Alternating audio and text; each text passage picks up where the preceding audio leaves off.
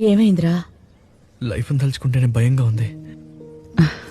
కన్నా, అన్ని కుటుంబాల్లోనూ వాళ్ళ వంశంలోని మొదటి వ్యక్తి ఒకడు విజయం సాధించి ఆస్తి అంతస్తు సంపాదించి పైకొస్తాడు.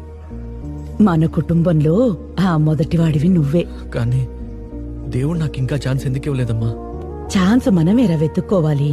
దేవుడు ఒకరిని ఎన్నో కష్టాలు పెడుతున్నాడంటే అతన్నేదో మంచి పని కోసం సిద్ధం చేస్తున్నాడని అర్థం. జరిగిన పీడకల వల్ల నీ కల మాత్రం వదిలేయకు. అంతా మంచే జరుగుతుంది. ధైర్యంగా ఉండు.